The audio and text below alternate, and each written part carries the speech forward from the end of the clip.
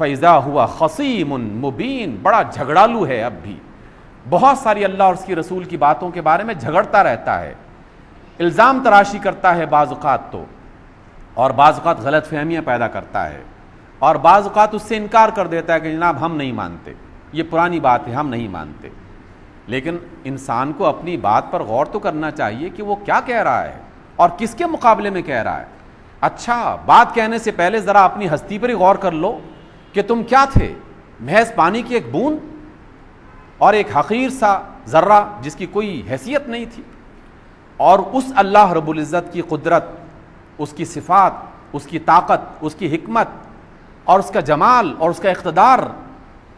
اور اس کی عقل مندی، نہ جانے کیا کیا صفات ہیں کہ اس نے ایک بے توقیر پانی سے تمہیں اتنا خوبصورت انسان بنا دیا، اتنا عقل مند انسان بنا دیا، اتنا طاقتور انسان بنا دیا، اتنا صلاحیتوں کا مالک بنا دیا۔ کیا یہ اس کا کمال نہیں ہے؟ اور جس نے تمہیں اور بے توقیر اور بے حقیر قسم کے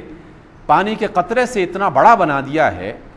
تو حق تو اسی کا ہے کہ اسی کی تعریف کی جائے،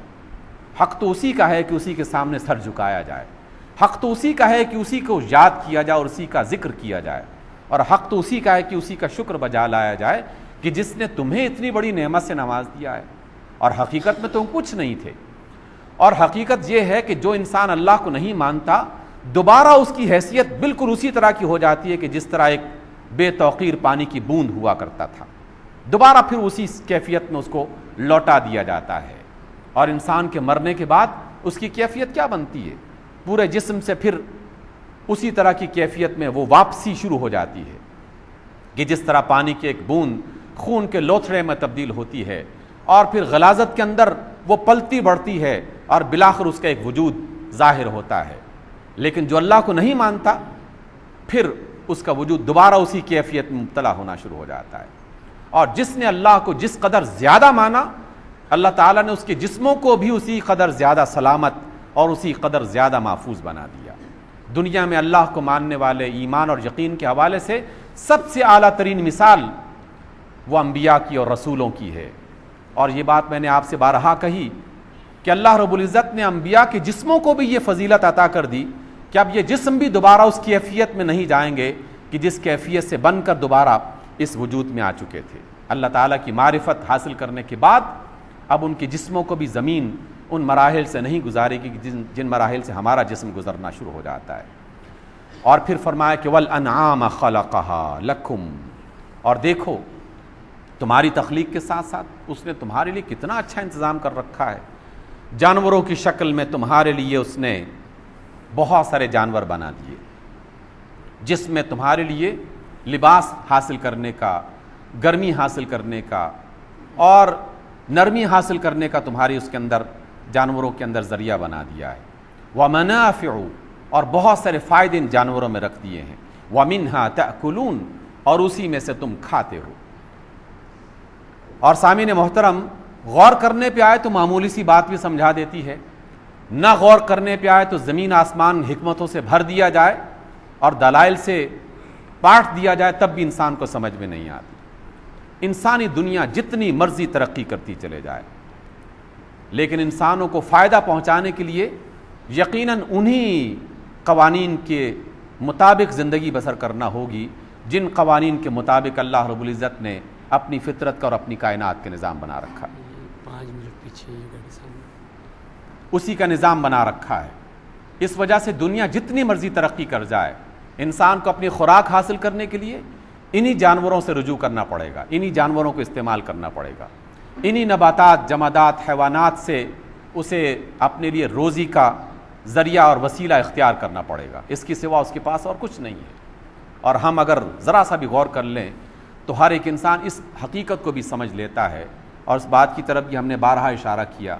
کہ دنیا میں انسان جتنا مرضی بڑا عالم ہو جائے، بھوک مٹانے کے لیے جانوروں کا گوشت کھانا پڑے گا اور جڑی بوٹیاں استعمال کرنا پڑیں گی اور اسے سبزیاں اور فروٹ استعمال کرنا پڑیں گے، جو انسان کی خوراک کا بنیادی ذریعہ بنا دیا ہے۔ اور اس میں اللہ رب العزت نے امیر و غریب میں کوئی فرق نہیں رکھا، حتیٰ کہ یہ بات بھی ہم نے بارہا غور کی، اس بات پر غور کیا کہ اللہ رب العزت نے اپنے انتہائی کمزور اور نادار بندوں کو بھی ایسا خوبصورت اور اتنا بہترین رزق عطا کر رکھا ہے کہ جو بعض اوقات بڑے بڑے امیر اور بہت ہی بڑے بڑے اصحاب اقتدار کو میسر نہیں آتا۔ بدیع الزمان نے ایک بڑا خوبصورت جملہ لکھا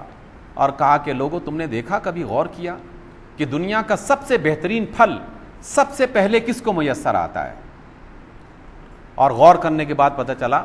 کہ دنیا کا سب سے بہترین پھل، سب سے بہترین سبزیاں، سب سے بہترین اناج سب سے پہلے اللہ تعالیٰ کی مخلوقات میں سے ان کیڑوں مکوڑوں کو حاصل ہوتا ہے جو ان درختوں اور پودوں کے ساتھ رہتے ہیں،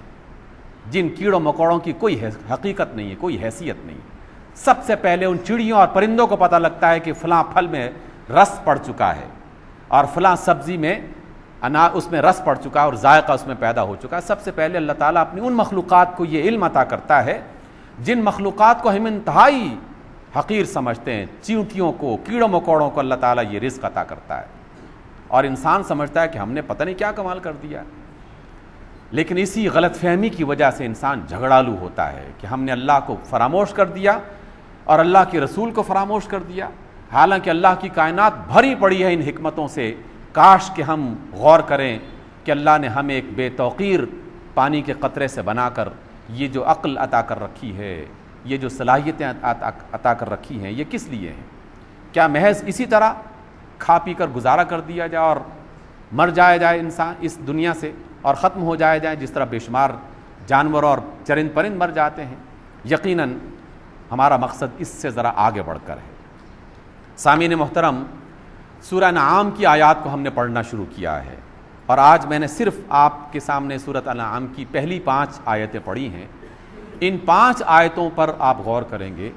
تو بہت ساری حکمتیں نظر آنا شروع ہو جائیں گی،